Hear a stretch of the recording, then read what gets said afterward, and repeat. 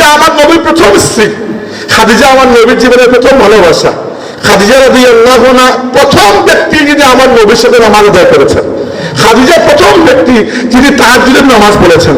খাদিজা রাদিয়াল্লাহু আনহা এত জায়গায় প্রথম যে আল্লাহর রাসূলের জীবনী যারা লিখেছেন, রাসূলুল্লাহ সাল্লাল্লাহু আলাইহি ওয়াসাল্লামের স্ত্রীদের মধ্যে বাকি সব স্ত্রীর কথা আলাদা করে উল্লেখ করেছেন, খাদিজার কথা অন্য চ্যাপ্টারে আলাদা। খাদিজার চ্যাপ্টারে আর কেউ আসতে পারবেন না, ওইটা অন্য, বাকি সবাই অন্যরকম। তো এই হচ্ছে ইসলামের জন্য একটি মহিলার আত্মত্যাগ, যাকে আল্লাহ রাসূল এতটা মহব্বত করেছেন। এবার চিন্তা করে দেখুন, আল্লাহ নবী সাল্লাল্লাহু আলাইহি ওয়াসাল্লামের পরিবারের সাথে কি আমাদের মহব্বত জরুরি না? এবার আসুন, সাহাবীদের মধ্যে মূলত তিন জেনারেল গ্রুপ আছে, মুহাজির এবং আনসার। আনসারদের জীবন নিয়ে একটু কথা বলবো, খুব লম্বা করবো না। এবার মুহাজির এবং আনসার সাহাবীদের মধ্যে এমনিতে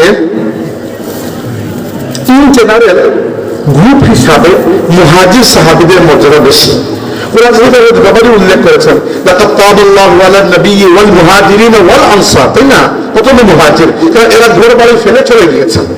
কিন্তু আনসারদের কথাও আল্লাহ রাব্বুল আলামিন কোরআন শরীফে উল্লেখ করেছেন, ওয়াল্লাযীনা তাবাউদ দার ওয়াল ঈমান মিন ক্বাবলিহিম ইউহিব্বুনা মান হাজারা ইলাইহিম ওয়া লা ইয়াজিদুনা ফি সুদুরিহিম হাজাতান মিম্মা উতু ওয়া ইউসিরুনা আলা আনফুসিহিম ওয়ালাউ কানা বিহিম খাসাসা।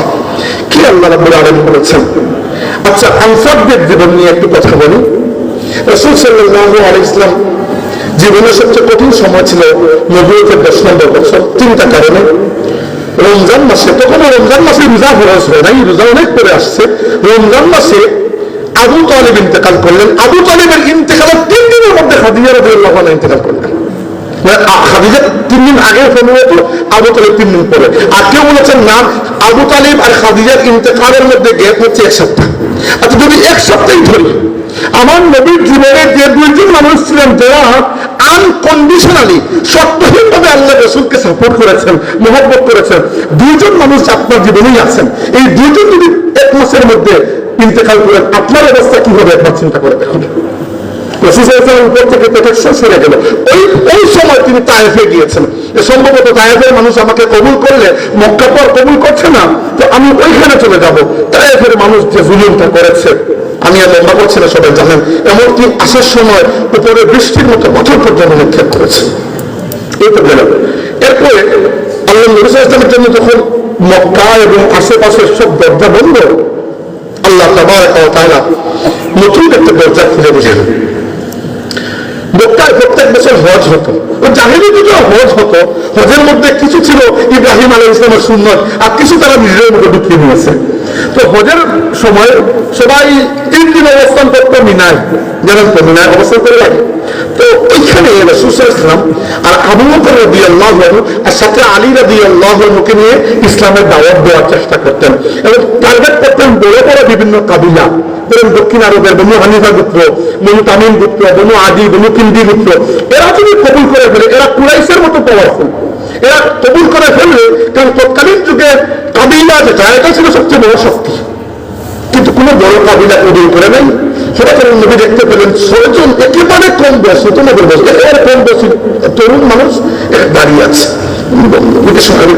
তারা আসলো, জিজ্ঞেস করলেন যে তুমি কারা, কোথেকে আসছো? তারা বললো আমরা খাজরাজ গোত্রের মানুষ। কোন জায়গা থেকে আসছো? তারা বললো আমরা ইয়াসরিব থেকে আসছি। তো তারা জিজ্ঞেস করলো যে আপনি যে এগুলো করছেন এটা কি? তো রাসূলুল্লাহ বললেন আমি নবী। তারা বললো আমার নবী, নবী মানে কি? রাসূলুল্লাহ বললেন বসো। বসে তাদেরকে কোরআন শোনালেন। আচ্ছা, এদের মধ্যে লিডার, এই 6 জনের মধ্যে যিনি সবকিছু করছেন, তার নাম ছিল আসাদ ইবনে জুরারা। আসাদ ইবনে জুরারা মদিনার প্রথম ব্যক্তি যিনি ইসলাম কবুল করেছেন, আসাদ ইবনে জুরারা। আচ্ছা, আসাদ ইবনে জুরারা বাকি 5 জনকে বললেন শুনো, তোমাদের মনে আছে মদিনার ইহুদিরা আমাদেরকে প্রায় বলে যে শেষ নবী আসার সময় হয়ে গেছে, শেষ নবী আসার সময় হয়ে গেছে, উনি সম্ভবত শেষ নবী। আচ্ছা, ওই 6 জন যুবক সাথে সাথে ইসলাম কবুল করে ফেললেন। করে বললেন ইয়া রাসূলুল্লাহ, শুনেন আমাদের মদিনায় কিন্তু অনেক সম্ভাবনা আছে ইসলামী দাওয়াতের, কিন্তু আমরা তো ইসলাম সম্পর্কে কোনো কিছু জানি না। আপনি কেউ একজনকে সাথে পাঠিয়ে দিন, তিনি ওখানে গিয়ে ইসলামের দাওয়াত দেবেন। আল্লাহ নবী সাল্লাল্লাহু আলাইহি ওয়াসাল্লাম পাঠিয়ে দিলেন মুসআব ইবনে উমাইর রাদিয়াল্লাহু আনহু।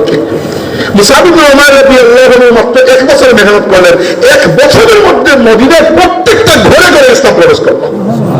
প্রত্যেক ঘরে কমসে কম একজন মুসলমান হয়ে গেলেন। পরের বছর প্রায় 73 জন মানুষ নিয়ে ফিরে আসলেন। এরা এসে রাসূলুল্লাহর হাতে বায়াত করলেন এবং বায়াতটা ছিল 6টা জিনিস। আমরা আল্লাহর সাথে কাউকে শরীক করবো না, শিরিক করবো না, চুরি করবো না, মানুষকে হত্যা করবো না, নিরপরাধ মানুষের উপর মিথ্যা অপবাদ দেবো না, এরপরে ভালো কাজে আমরা পিছপা হবো না, এবং ইয়া রাসূলুল্লাহ আপনার পক্ষে কথা মানবো, এইগুলা জেনারেল যেগুলা।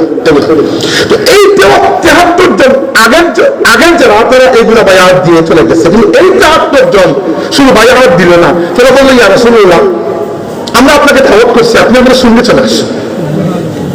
রাসূল সাল্লাল্লাহু আলাইহি ওয়াসাল্লাম বললেন তোমাদের সঙ্গে যাবো, একটু কথাবার্তা তো বলতে হয়।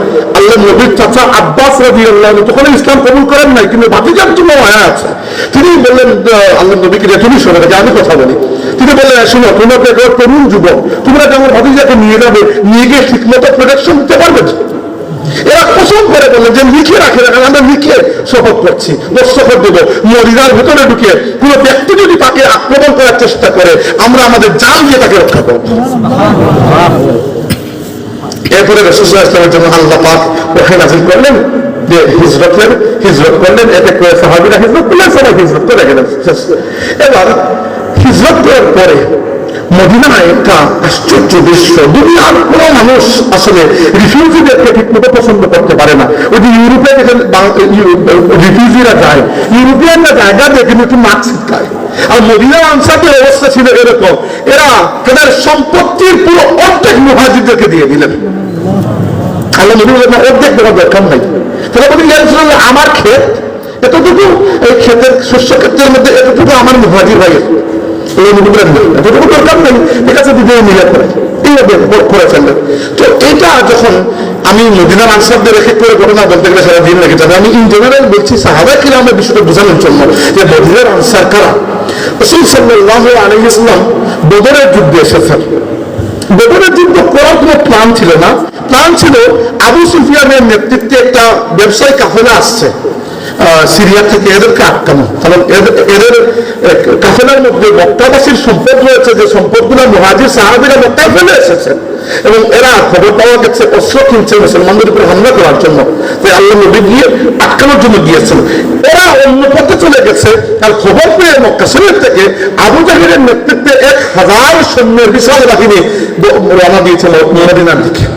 তো আল্লাহ নবীও খবর পেয়ে তার পথ পরিবর্তন করে চলে গেছেন, এবং দুইজন মুখামুখি হয়েছে কোন জায়গায়? বদর প্রান্তরে। তো এখানে যাওয়ার পরে রাসূল সাল্লাল্লাহু আলাইহি ওয়াসাল্লাম, তো এবার দেখেন আল্লাহ নবীর সাথে মুহাজির সাহাবীরা কিন্তু মক্কা থেকেই আছেন, এরা তো সঙ্গী, কিন্তু রাসূল সাল্লাল্লাহু আলাইহি ওয়াসাল্লামের মরুলত বড় বেশি ছিল। তিনি বললেন যুদ্ধ করবো কিনা একটু পরামর্শ করা যাক, কারণ পরামর্শের মাধ্যমে সবকিছু আল্লাহ নবীর সুন্নাত ছিল। বললেন আসিরু আলাইয়া আইয়ুহান নাস, হে মানব জাতি, হে মানুষেরা আমাকে পরামর্শ দাও কি করবো। আবু বকর সিদ্দিক